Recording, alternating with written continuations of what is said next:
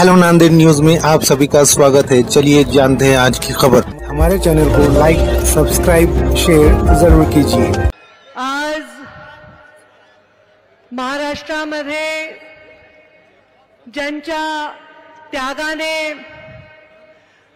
आणि स्वाभिमानी बाण्याने पावन ज्यांच्या नावाने हे माझं नगर अत्यंत स्वाभिमानाने जे नाव घेतं त्या छत्रपती संभाजीनगर मध्ये ज्यांनी हे नाव देण्यामध्ये आणि देशाला स्वाभिमान देण्यामध्ये मोठं योगदान दिलं असे 370 चे अशक्य ती गोष्ट शक्य करून दाखवणारे आणि प्रधानमंत्री नरेंद्र मोदी हे दिव्य स्वप्न बघून ते पूर्ण करण्यामागे अपार कष्ट करून स्थिरता देणारे नेते आदरणीय अमित भाई शाह यांचं मी छत्रपती संभाजीनगर मध्ये स्वागत करते।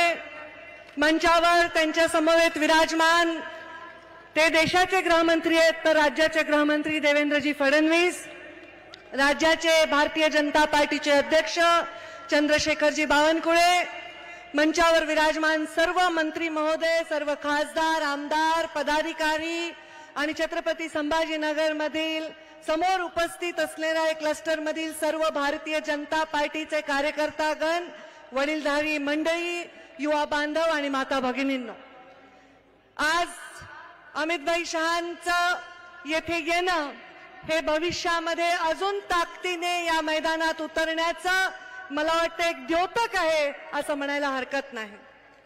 मी फार इथे वेळ घेणार नहीं, पण जिंदगी के रंगमंच पर कुछ इस तरह निभाया अपना किरदार, पर्दा गिर चुका है, तालियां फिर भी गूंज रही है असं ज्यांनी काम केलं त्या माझ्या पित्याच्या चरणी नतमस्तक होऊन एवढंच सांगते की या देशाला जेव्हा सगळ्यात जास्त गरज होती गरिबांच्या स्वप्नाला ठिगळं लावण्याची, एका गरीबाला खुल्या आसमानातून स्वतःच्या पक्क्या घरामध्ये पोहोचवण्याची, डोळ्यातलं माता बहिणीचं पाणी हे नळामध्ये आणण्याची, तेव्हा प्रधानमंत्री नरेंद्र मोदी या देशाला लाभलेले आहेत। आणि या सर्व योजना, या योजनांची पूर्ण वाचून ज्यांनी दाखवलं त्या सगळ्या मंत्र्यांनी त्याची पुनरावृत्ती मी करणार नाही।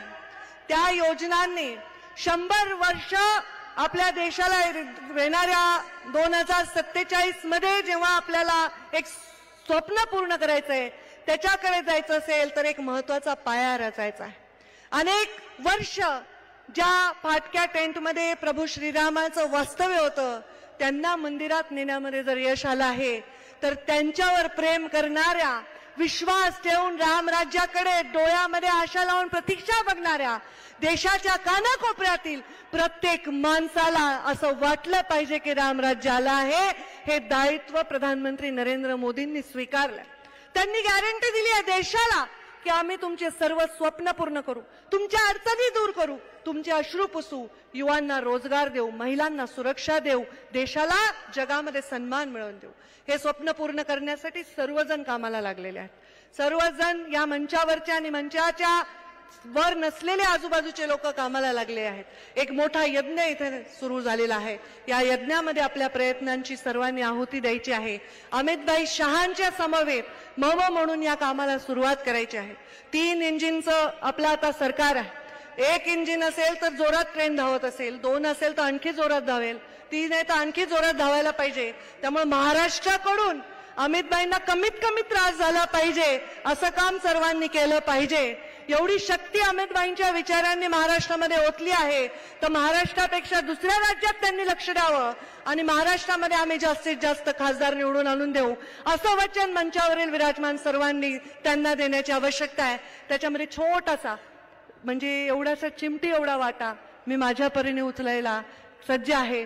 आपल्या सर्वांच्या आशीर्वादाने मी आपल्या सर्वांना वचन देते की अमितभाईंनी आता जे आव्हान करतील नक्कीच त्याच्या मागे फार मोठं स्वप्न असणार आहे। त्या स्वप्नामध्ये सगळ्यांनी योगदान देत राहतील असा विचार मी या निमित्ताने व्यक्त करते आणि माझ्या वाणीला विराम देते। धन्यवाद।